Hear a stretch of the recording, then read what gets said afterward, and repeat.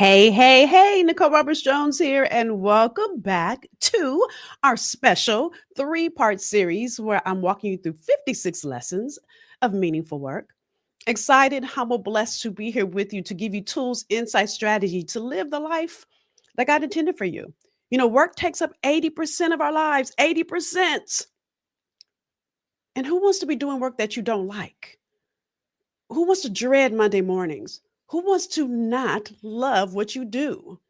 So, my goal, my hope, my desire, my calling in this podcast series is to give you tools so that you, one, understand your purpose. We talked about that in chapter one, in part one, that you begin to understand how to align it with your work. Talked about that in part one as well. And we talked about money in part one. So, if you missed part one, go back and listen to it. We're here in part two. I'm getting into our next. Now, again, I shared with you this in part one. In order for me to go through the 56 lessons, I had to break it up into 3 episodes and into 8 chapters. Now, even doing that, can I tell you there was so much more I could share with you? So I tried to pick the highlights. All right. So we went through chapter 1, 2, and 3 in our last episode. If you missed it, go back and listen. We're moving now into chapter number 4. The lessons I've learned in meaningful work around work transitions. Now, this is apropos. Many people right now are losing jobs because of the economy and because of the federal jobs that have been dissipated. And so these are some of the lessons that I learned, right? Here's number 21. There comes a time when your job is no longer big enough for your gift. So whether you are in transition by choice or not by choice, as you begin to look for what's next, understand if it's a time for you to go to your next level. Talked about this in part one. And maybe that oust out was an opportunity for you to do the thing that takes your gift to the next level. Think about it. When you wear a pair of pants that don't fit, how many of y'all have done that? I know I have, right? How uncomfortable it is, how hard it is to sit, how hard it is to just be, how hard it is to eat when your pants are tight, right? But what happens when your job doesn't fit? That's when you are either bored, where you dread going to work. I can keep going and keep going. And some of you, your job never fit, but you were looking at the money as a source instead of a resource. By the way, these are highlights from part one, y'all, if you missed it. Okay. So that's 21. There comes a time when your job is no longer big enough for your gift. Why? Because God has another level for you to go after. Number 22, when they go low, I go high. Woo! This was a huge lesson for me because when someone at work talks to you like they done lost their mind, the Inglewood in me, if I keep it real, wants to go back off on them and start a whole fight. But the Jesus in me and the more aware, awake, and executive level, Nicole, realizes that I can't stoop to their level.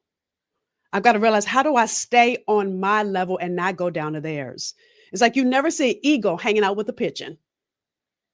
So I've got to fly with eagle's wings and stay at the height that God is calling me to and not be pulled down by their drama or how they're acting. And listen, it's even harder with students, y'all, because students do, I got stories for days already in 6 months, right? But love that Michelle Obama said this: when they go low, I go high. Number 23, give yourself grace. Great things take time. So I like to call this reclaiming my time. Y'all remember this, Maxine Waters, years ago, and the councilman kept not answering her question, and she was like, reclaiming my time.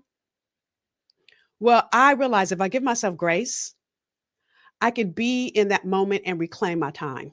There's a Bible verse here, Ephesians 5:16, that says, redeeming the time because the days are evil. Meaning that if I make sure, listen, I remember there was a time when I wasn't organized and I look up and the day would be gone and I wouldn't even realize what I had gotten done. Or when I leave my emails open and I'm answering emails and not getting stuff done, I've had to reclaim my time and give myself the grace that I need to get things done in the way that I can get them done.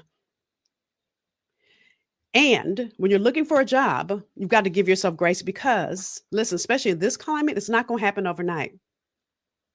So you give yourself grace, you begin to realize, what do I need to go after that job? This is, by the way, where a coach is beneficial.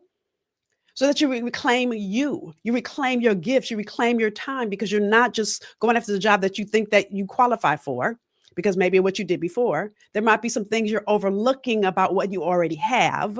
Yeah, those of you that were on part one, you're hearing how these things relate. And so that's why a coach is beneficial. Okay. So again, 23 is give yourself grace. Great things take time. Big lesson. Ooh, this is a big one. I had to number 24, let go of how. So this is the way I like to explain this. Have you ever been to a drive-through? Now, I'm admit this is when I'm on a cheat day, so don't judge me. When I'm on a cheat day and I'm at McDonald's and I get my favorite filet of fish, I drive up to the window and I place my order. And then I go right up to my next window and pay and get it. I never think about how are they going to put together my filet of fish. I never think about, do they have filet of fish? Do they have the special sauce? Do they have the bread I like? I never think of that. I never think about how. But for many of us, we're stuck in the how, and God is in the how. It may not ever happen the way you think it's going to happen. But if you stay stuck in the how, you're not giving yourself grace in the time that it's taking for things to happen. Listen, one of my greatest lessons I learned is after my last bad breakup before my husband, right? My hair stuck on my zipper, y'all.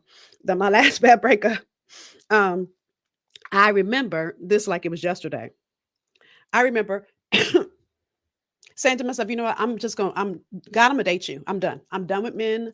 I'm not gonna think about getting married. And I met my husband, and literally I focused on friendship. I didn't focus on marriage. I let go of how. And I enjoyed him so much. He literally is my best friend now because I focus on friendship. I let go of how. And I think for many of us, it's the how that gets us stuck in, because we can't see how, we don't go after what's possible. Because we can't see how, we think it's never going to happen. And it puts us in depression or in frustration because we can't see how, or we don't understand why. Another one, right? So again, I had to let go of how. Last one, 25 here in this chapter. Always go after my 10% more. Now, this is also a play off of my levels. So there comes a time where it's time to grow to your next, right? So I call this 10% more because listen, if I tried to jump from here to the other side of my house, I couldn't. And you guys can't see, but you can see this plant right here, right? Oh, it's on this side. So if I stood up and I jumped from this side to this side, I could do that. That's 10%. But me jumping from here to the other side of my house, yeah, can't do that. So if I focus on the little pieces that I can do each day to get to my big goal, I get there. So instead of focusing on all the things that can be overwhelming. So let's say you're looking for a job and it's not happening. What's the 10% more you can do? Maybe it's going to a networking event. Maybe it's reaching out to an old colleague. What's the 10% more that you can do each day that will get you to that win? Okay. So that's my work transition suite. Next chapter is health. Oh, this first one was a whammy, a slap in my face on this one. Treat your body like a temple. Now, I remember I was talking about, excuse me, stewardship in a podcast. This was maybe 2 years ago. Yeah, this was during COVID. And God began to say to me, well, first, let me say the Bible verse that this is from. So the Bible verse that this treat your body like a temple comes from is 1 Corinthians 6:19 that says, or do you not know that your body is the temple of the Holy Spirit who is in you, whom you have from God and who you are not, and you are not your own. Let me read that over. I messed that all up. Or do you not know that your body is the temple of the Holy Spirit who is in you, whom you have from God, and you are not your own? So your body is the Holy Spirit's temple. Now, how many of you guys have been to a temple?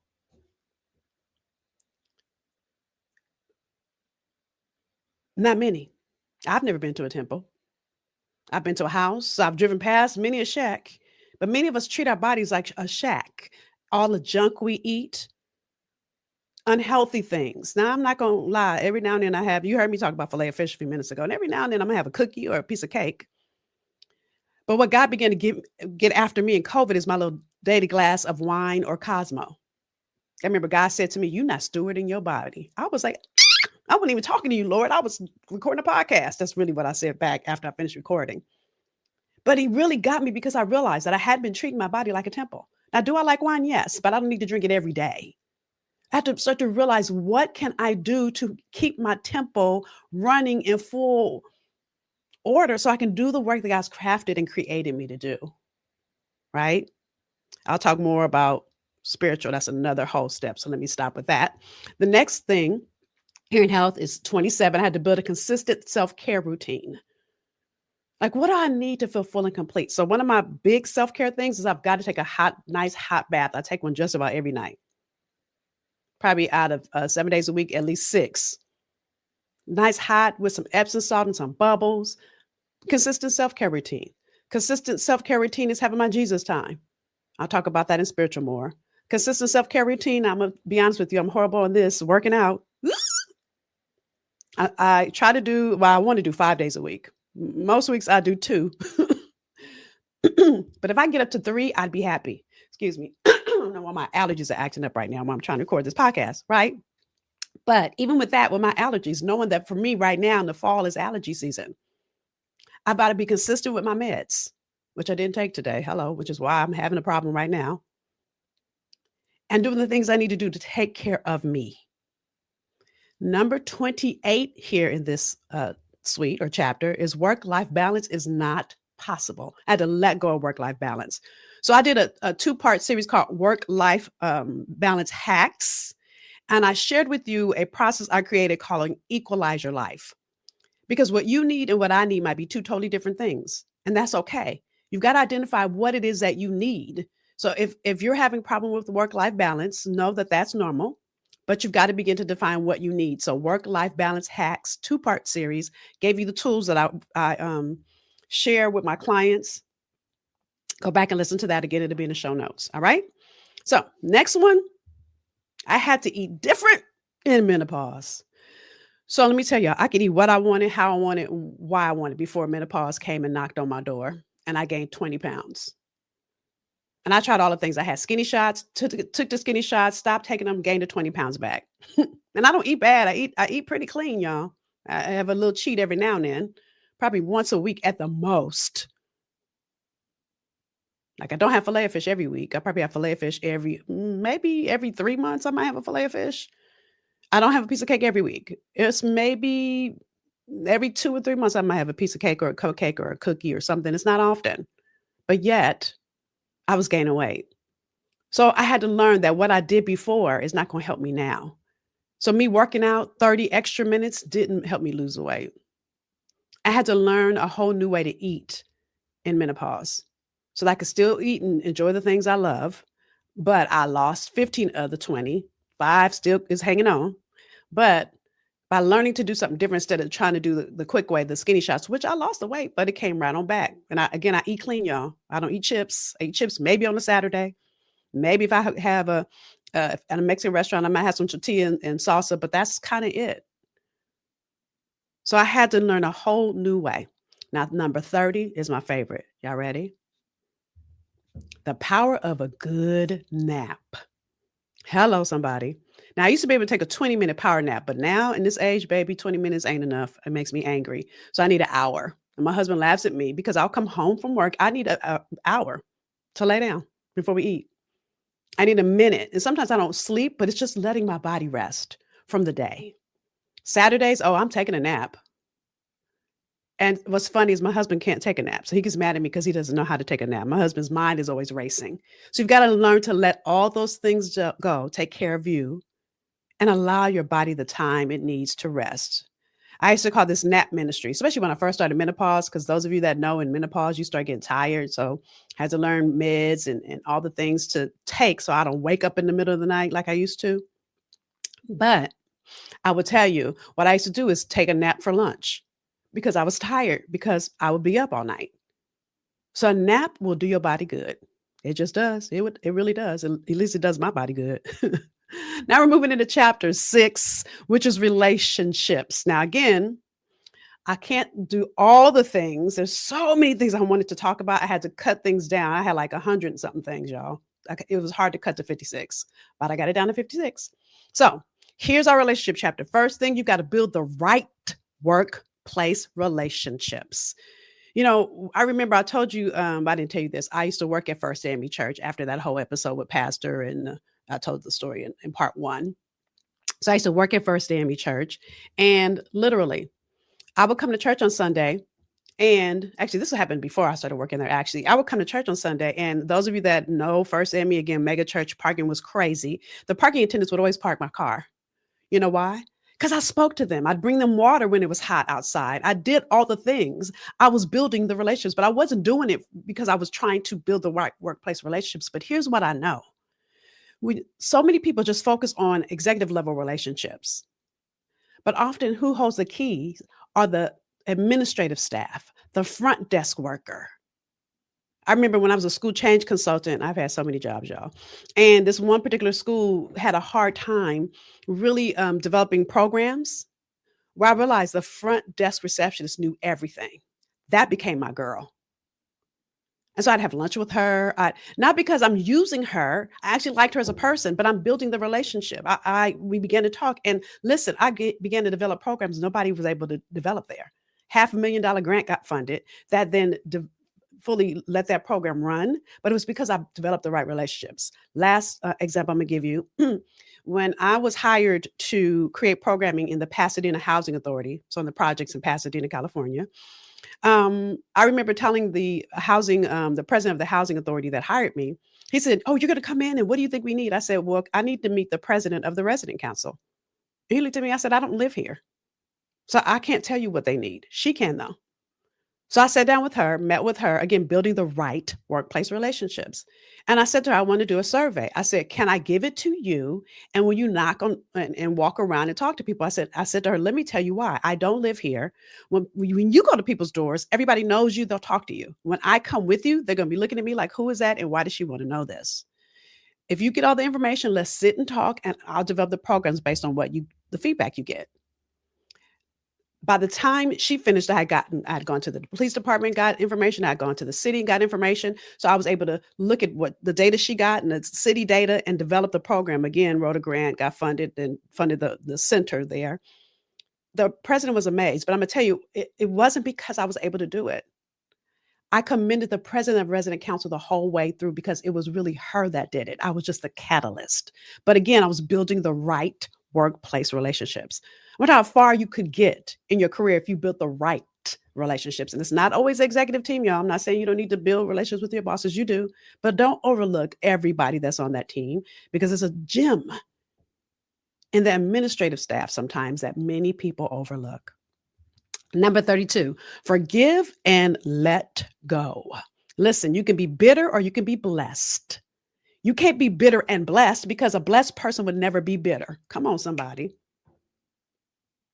So, what I've learned is there are lessons that can be learned when I go through a bad breakup. I'm going to talk about this more, I think in the next part 3. But if I stay stuck on it and why and how and all those things, then I'll never get to the blessing that God had for me. Listen, I told you before my husband, I went through a really bad breakup, y'all. I could have wallowed in that. I could have wallowed in the fact that he cheated and all the things. But instead, I let go. I met my husband the next day, and I wasn't trying. So forgiving doesn't mean to forget. It means that you release anything that you're tied to around that situation. Doesn't mean I'm gonna let that person back in because you already showed me who you were. As Maya Angelou's quote says, when people show you who they are, believe them the first time, not the second, but the first. And so it doesn't mean to forget, but it means to move on and not stay stuck and bitter, right? So next here, 33, the key to having difficult conversations. Now listen, and I think I'm gonna talk about this. I might talk about this in the next as well. Some of these I told you guys will bump up against each other. I had to realize that I can't control anybody else but me. So when someone's being difficult, and I also talked about this in part 1, it's usually values. The difficult is because the values are bumping, usually 9 times out of 10. Or maybe the person's just difficult. You can't do anything about them, but you can do something about who you are and how you deal with them. I did a series on how to deal with difficult people. Go listen to that because I walked you through a whole communication charter that you can use if you're having to have difficult conversations. Okay. 34, be anxious for nothing. Now, this is based on a Bible verse, Philippians 4:6, which says, be anxious for nothing, but in everything by prayer and supplication with thanksgiving, let your requests be made known to God. Be anxious for nothing. So when I'm overlooked for a raise, be anxious for nothing. Because listen, maybe it's not my time. Maybe God has something bigger and better for me, and He always does. When I began to realize, okay, I want to do career development, and I really realized that's where God is calling me to. It took me a while to figure out what career that would be, what job that would be. I started applying to jobs, I didn't get any of them. And I'm like, well, listen, I got a master's degree. I've got a honorary PhD. Listen, I won the Presidential Lifetime Achievement Award. Hello, come on, somebody. And I can't get a job. My PhD is actually in connection to the Presidential Lifetime Achievement Award that I got. And yet everybody was overlooking me. I kept saying, okay, Lord, obviously there's one job for me.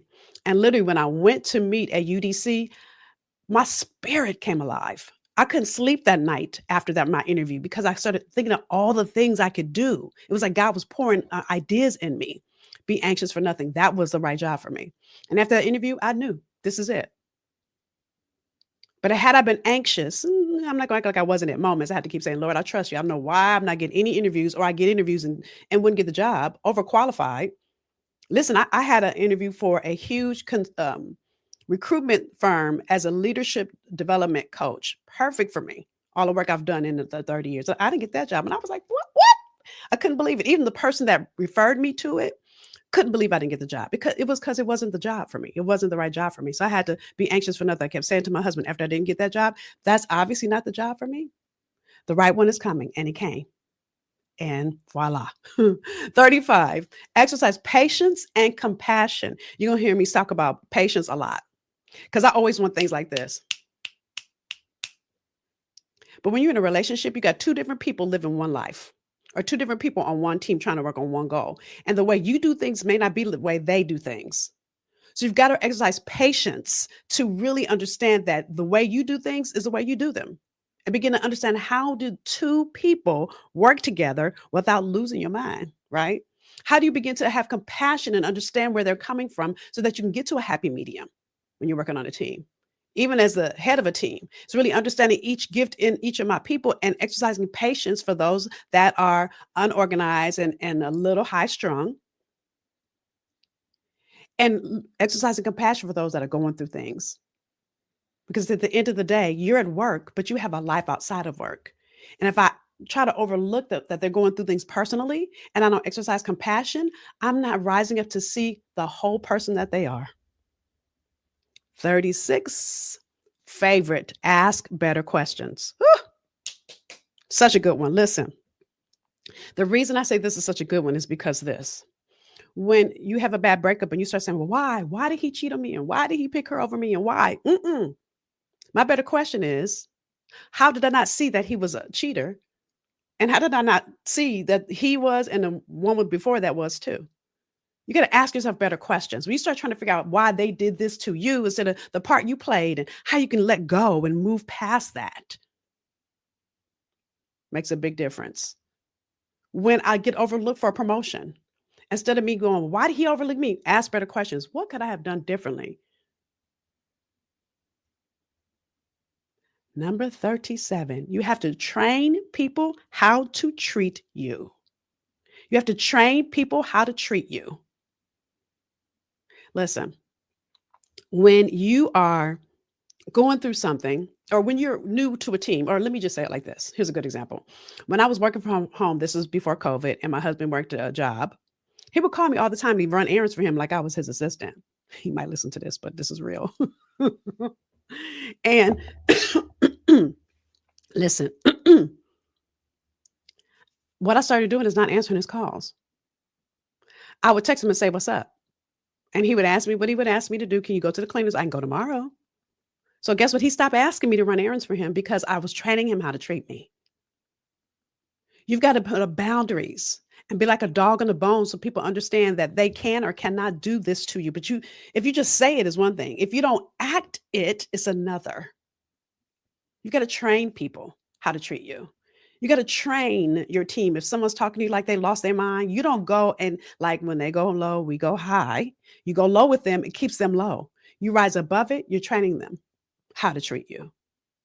Now, full disclosure, y'all, 35, I was supposed to change it. I see my notes here. I'm supposed to change it to no is a complete sentence, right? Because I said this one already, I think, in part one. So let me talk about no as a complete sentence, which should have been number 35. And the reason I'm saying this now is so important. I told you guys I moved so many of these around and I forgot to change my slide. And I'm transparent because I'm not perfect, but I am. Listen, I don't focus on perfection, but I focus on excellence. Mm-hmm. So, no is a complete sentence. What I realize in relationships is when you say no and then you start to explain why you're saying no, you're talking yourself out of your no because then that person's going to talk you into the yes. I don't explain it. I say no. I talked about this in my work life balance hacks episode. Go listen because I give you tools for that. But you've got to understand you have permission to say no. You've got to exercise it. And it's a complete sentence. You don't have to explain yourself or justify it. It's a no. That's a no for me. Mm-hmm. So, with that said, y'all, that is part two. Part two of our 56 lessons in meaningful work. I'm up to number 37. We have 18 left. Would love to hear from you. If you didn't watch part one, go back and watch part one. This is part two. Want to hear your takeaways from part two. Want to hear the things that you're working on, the things that may have stepped on your toes just a little. And then here's the other thing I want you to do. As we're winding up this season, and I begin, listen, at the end of every year, I sit in quiet contemplation, asking God direction for the following year. So my direction is going to be about this podcast. So I would love to add your comments into my prayers. Tell me what things are resonating with you, what conversations you want to have in season 2 of Meaningful Work Podcast, what questions you have that I can address. Share those with me. And where you send them, as I'm going to write this on here, I don't know why I didn't write this on the slide from the beginning. Email info at NicoleRobertsJones.com. You guys can hear me typing. Again, or you can reply to the email. Those of you that get the email, right? Info at NicoleRobertsJones.com. I want to hear from you. And the reason I want to hear from you is this podcast is for you. I'm going to make sure you're getting all the things that you need to make your life feel full and complete, to make your work meaningful. All right. So with that said, I look forward to pouring more into you in part 3 of this series. And I look forward to hearing your comments. All right. So with that, thank you. And I'll see you on the next one. Bye, y'all.